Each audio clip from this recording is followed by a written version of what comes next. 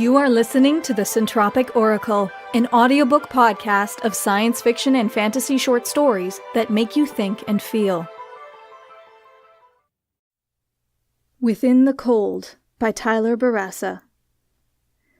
Black and blue clouds seethed endlessly up above, masking the dull red glow that the old folk said was the sun.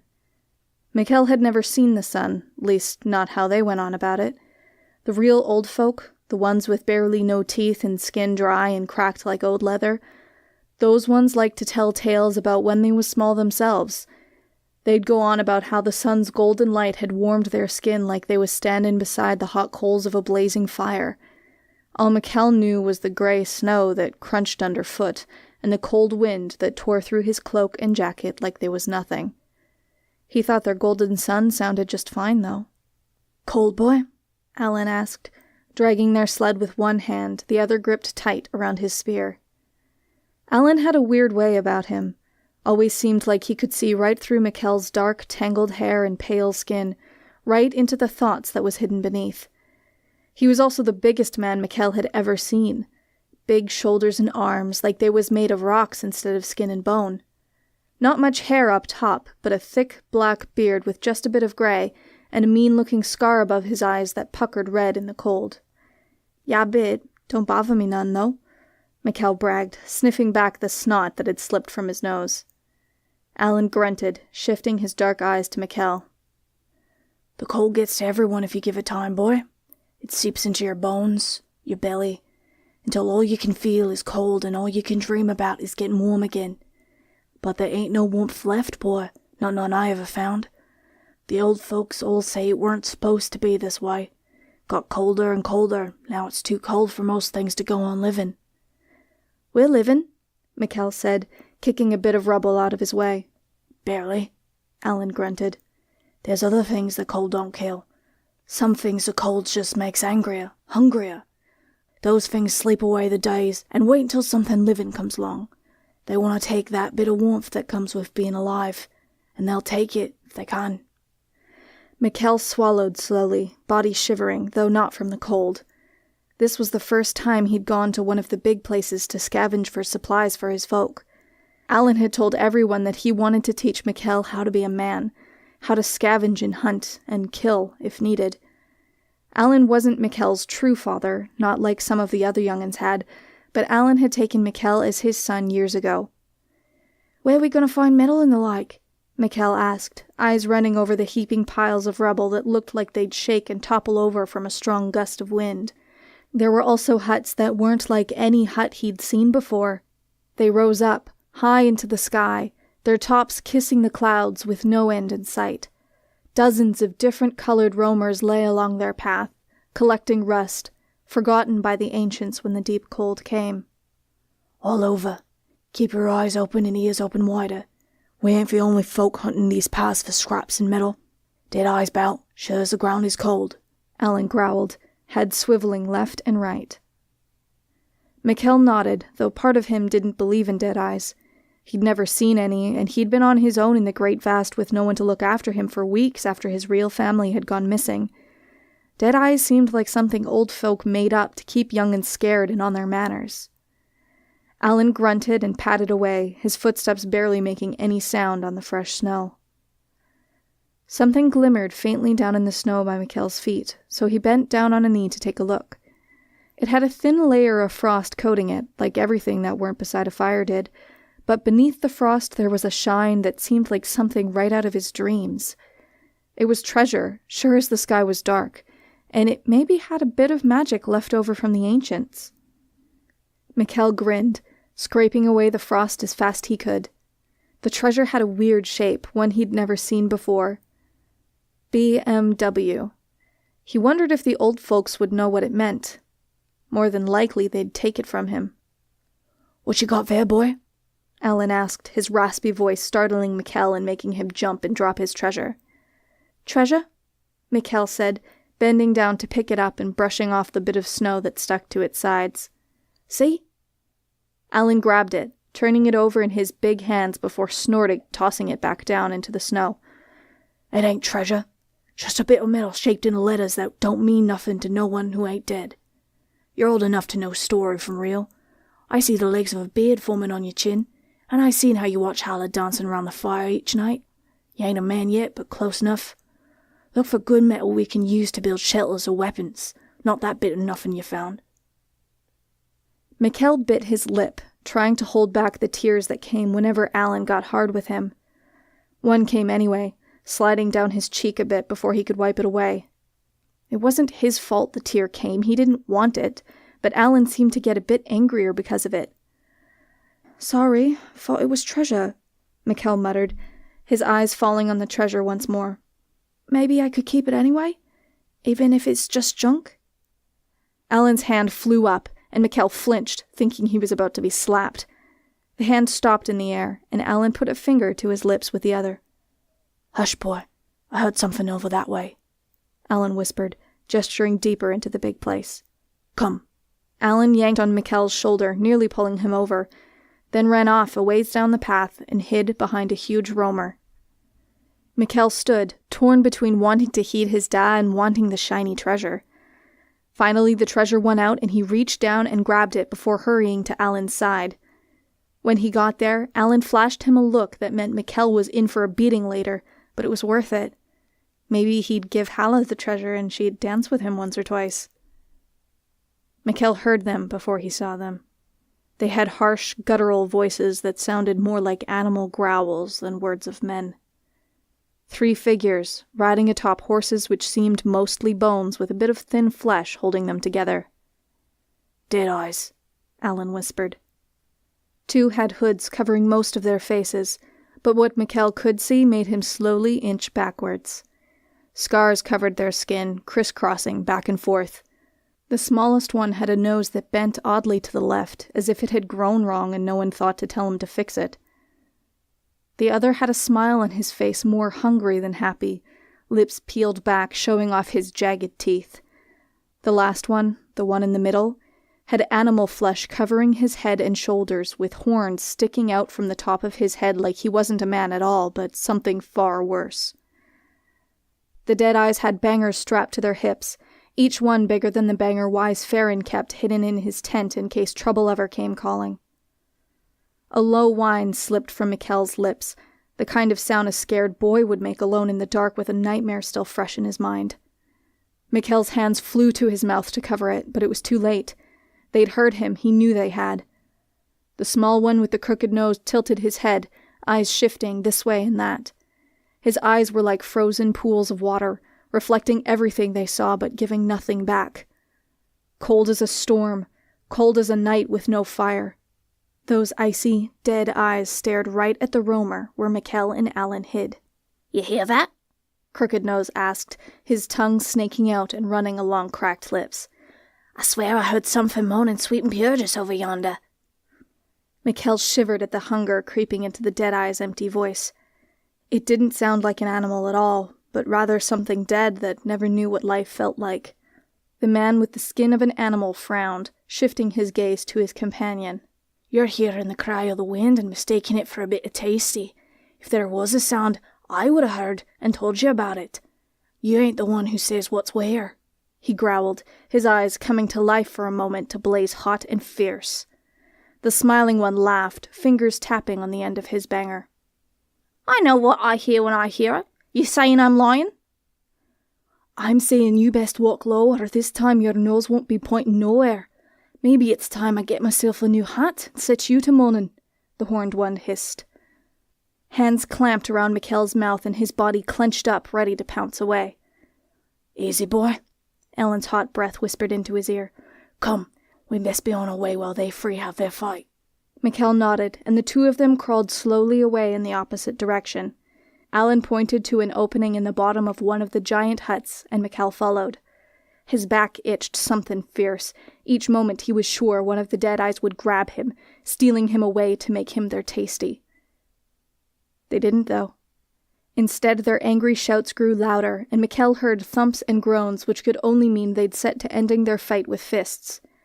Alan crouched beside the opening, eyes narrowed, staring off behind Mikkel to make sure they weren't followed.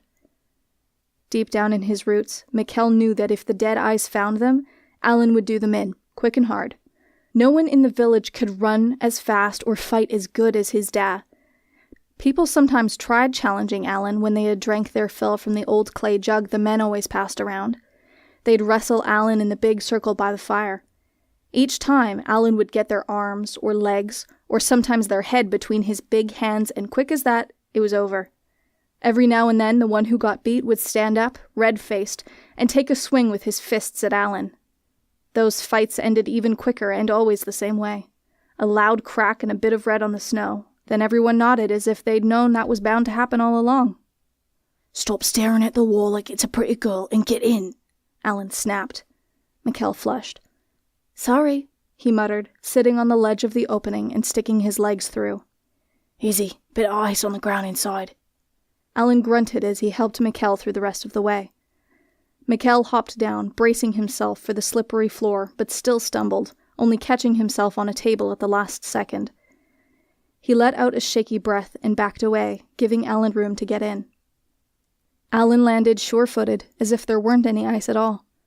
His spear was clutched in one hand, but they had to leave their sled back behind that roamer.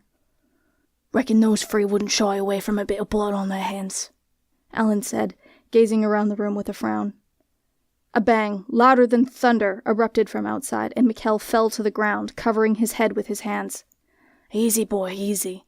Was just one of them bangers going off.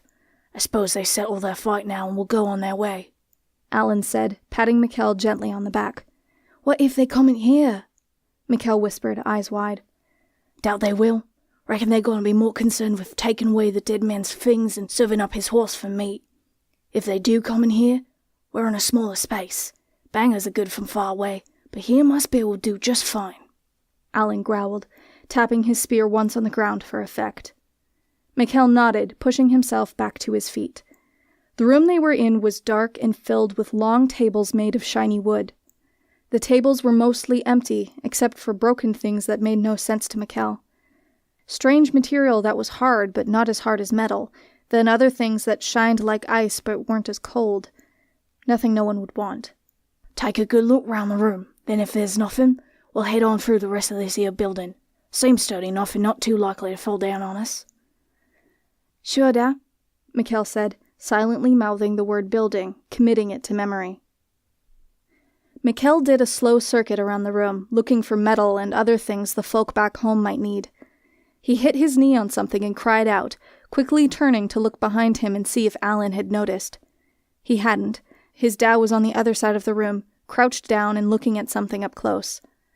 Mikkel turned back, ready to give the table, or whatever it was, a kick to soothe his temper. Instead of a table, Mikkel saw the outline of a strange man wrapped in shadows, tucked away in the corner as if he were hiding. The man was tall and skinny, with long, spindly arms and legs that bent at the wrong angle. His face had no nose, and black holes where eyes should be. Worst of all, his mouth was fixed in a tight smile with no teeth showing, like he was trying to hold in his laughter and doing a bad job of it. The man was coated in a thick layer of ice, but beneath, Mikkel could see that the man was made of metal. "Da!" Mikkel breathed, stumbling backward, falling down in his haste to get away. "Someone's in here!" Alan leaped across the room in a flash, spear out in front of him. When he saw what Mikkel was staring at, Alan lowered his spear, offering Mikkel a hand up. "Nothing you gotta worry about." Mikkel let Alan pull him to his feet, eyes fixed on the metal man, unable to turn anywhere else. "What happened to him?"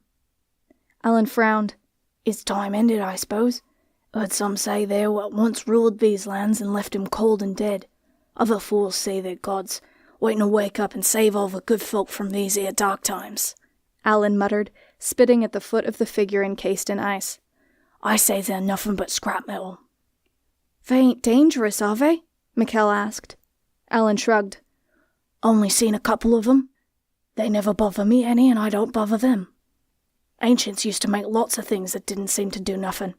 Metal man not the dumbest I came across," Alan said, heading back to the other side of the room. Mikkel stared at the metal man a bit longer, trying to gather his courage to touch it. He wondered what they were for and how they were made. If men could make other men, then why couldn't they stop the cold from coming? Mikkel inched closer to the metal man, forcing through his fear, curious to touch it. He stopped just in front of it and slowly ran his hand along its body, shaking slightly as he did. Mikkel lifted up onto his toes and put his hand on the metal man's face where there was no ice. As soon as his hand touched its face, its eyes began to flare up red. Slow at first, like stubborn kindling that wouldn't take. After a moment, the eyes burned bright and true with a low hum beginning down in the metal man's chest and getting louder with each passing moment. "Da!" Mikkel tried to call out once again, but his voice wouldn't work. The metal man's head had tilted down and his red eyes stared right at Mikkel. More sounds were coming out of it, high-pitched notes that no mouth could make as the humming grew louder and louder. "Would you like some breakfast?" the metal man asked in the voice of a woman, low and breathy, like she just ran from one village to another with no stopping. "Shit!" Alan cried, once more at Mikkel's side. "What'd you do, boy?" "Nothing, I didn't do nothing. I just touched it once and them eyes turned on burning red." Alan shoved Mikkel back, pointing at a door to their left.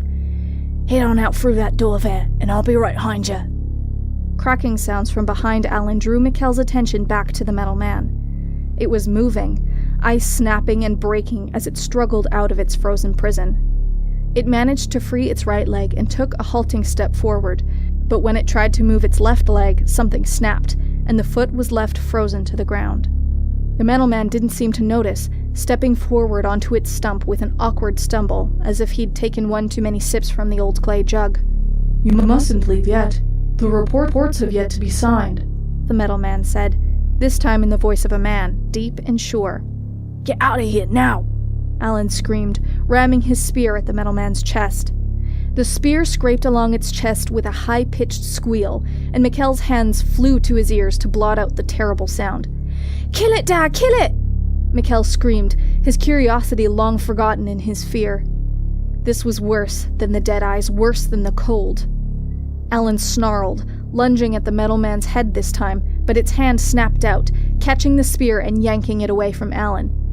"Destruction of property belonging to Fellinger Corporation is a felony offense, bringing up to $100,000 in fines or up to 10 years in prison. Please wait here while the authorities are notified," the metal man demanded, dropping the spear to the ground. Alan kicked the metal man, his foot hammering into its chest with a hollow clang. He grunted with pain, falling down to one knee, and the metal man reached out towards him. Its hand tore into Alan's shoulder with a wet rip, the metal fingers sliding easily into his soft flesh. "Frozen shit!" Alan grunted, blood seeping from his shoulder as he tried to push away the metal man's hand. Mikkel picked up the fallen spear, charging at the metal man and swinging the spear just like Alan had taught him. It scraped along the metal man's face, slamming into one of the red eyes and shattering it, bits of the eye falling down onto Alan crouched below. The metal man yanked the spear away, and Mikkel cried out as his shoulder was nearly pulled out of the socket. Smoke rose up from the metal man's shattered eye. "Preparations for the acquisition of next Wednesday's pencil have car," the metal man promised, voice alternating between male and female. Its remaining eye blinked rapidly at Mikkel, and its head tilted from side to side. "Leave us be!" Mikkel cried. "Bees make honey," the metal man agreed, its free hand flying towards Alan. Alan raised up his own hand, trying to stop the blow, but the metal man's hand tore right through Alan's. Bits of ruined fingers and hand thumped onto the ground as Alan tilted back his head and screamed. The metal man's hand continued on, sliding into Alan's chest, slowly and carefully pressing through the bone and into his lungs. Mikkel hammered the metal man's back, shrieking and crying, trying to stop it from hurting his dad. Alan's mouth opened, blood leaking out. "Get home, Mikkel! Get..." There was a low gurgle, then Alan silenced, head falling limp to his side. The metal man slipped its hand out of Alan, dropping him like a pair of gloves that didn't need wearing, and turned to Mikkel. "Rotten day for a picnic?" Mikkel screamed, shaking his head in denial. Alan couldn't be dead. No one was as strong or fast as Alan. No one could beat him. The words rang out, hollow and empty, through Mikkel's head over and over as he ran out the door. Beyond the door was a stairway leading up higher than he could see. Mikkel leaped up the stairs 2 at a time, his wonder at the strangeness of the tall building lost in fear and sorrow. His breath burned in his chest, and it felt like little knives were jabbing into his side, but he kept climbing the icy stairs. When Mikkel got to the top of the stairs, there was a door slightly open and hanging on an angle as if it might fall down at any moment. Mikkel took a deep breath, peeking down the stairs to see if the metal man had chased him. There was nothing. Nothing but empty darkness beneath him. He exhaled, taking a moment to get his breathing right. Mikkel wiped away tears he couldn't remember crying. Some had already frozen to his cheeks like tiny icicles, and he plucked at them until they were all gone and his face was clean and dry. Alan never liked it when he cried. Wasn't something a man was supposed to do. Mikkel had to be a man now, and men didn't get afraid neither. Mikkel took a step forward, ready to push open the door, but a bit of red from behind him caught his eye, freezing him in place. He shivered, the red light stealing away the breath that he'd just found. "No!" Mikkel moaned, staring down, telling himself that it was just his imagination. The metal man wouldn't follow him. Then he heard it, a heavy thump and a scrape. The sound of metal on the stairs. Beneath it all there was a low hum, and whispered words that he couldn't quite make out. The voice, sometimes a man, sometimes a woman, sometimes a thing that didn't sound human at all. Mikkel stumbled out the door, pushing it open with both hands. The door snapped off and fell when he did, but Mikkel ignored the bang the door made when it hit the floor. It was dark, so dark Mikkel couldn't see much further ahead of him than the length of his arms. He walked with his hands out in front of him, blind and trembling, trying to find a way out. He kept his eyes open and ears open wider, just like Alan had told him.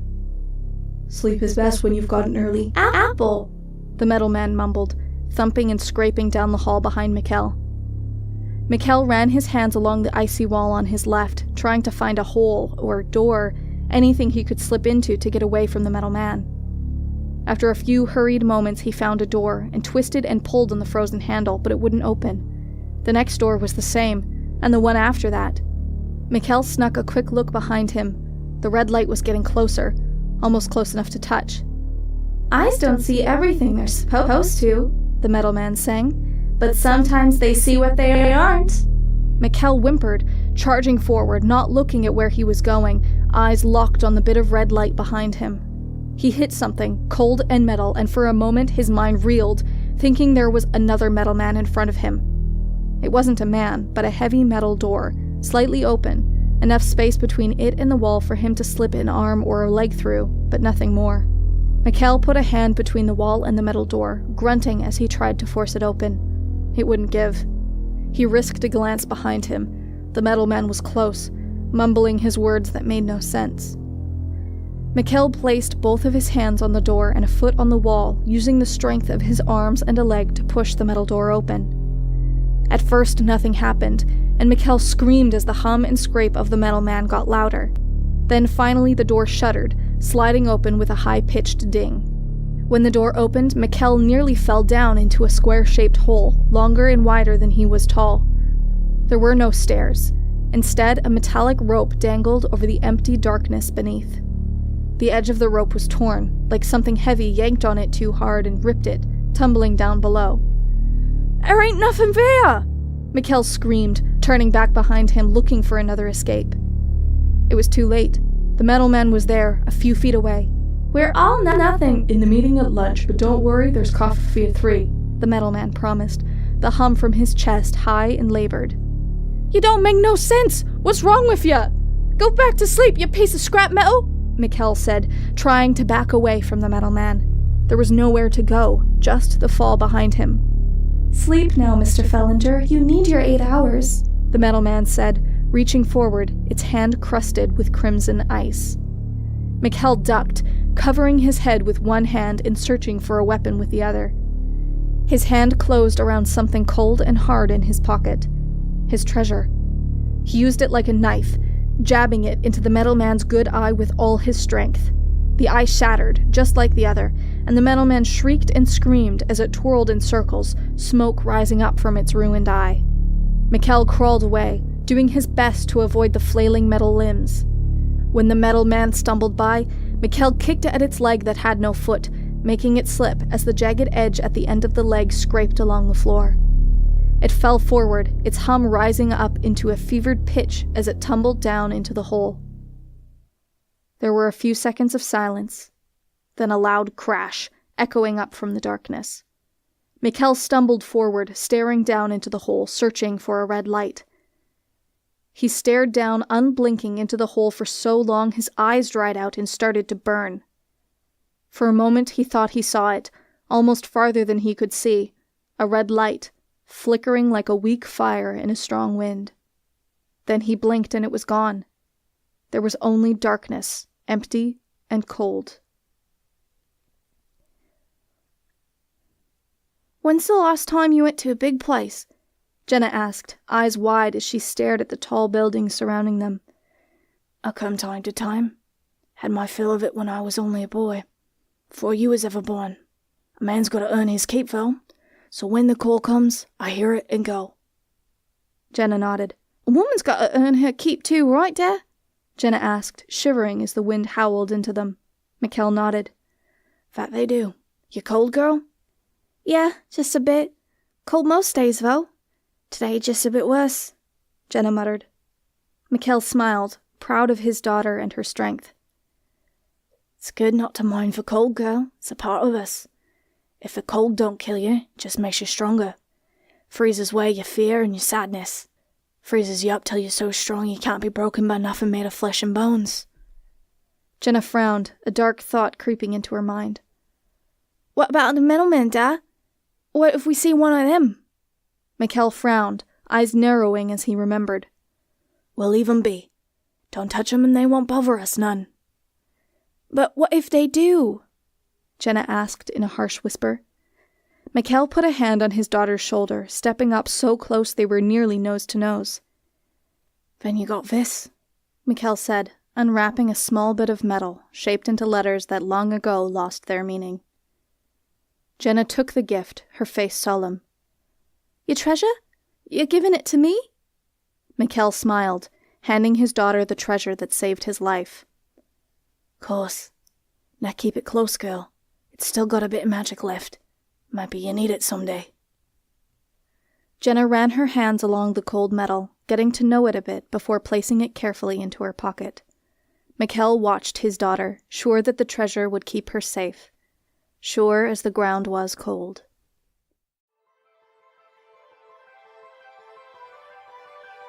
We hope you enjoyed Within the Cold by Tyler Bourassa, read by Larissa Thompson.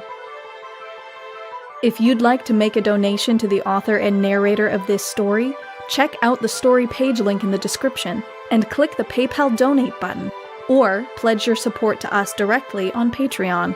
Would you like to submit a story to the Centropic Oracle? A link to our submission guidelines can be found in the description.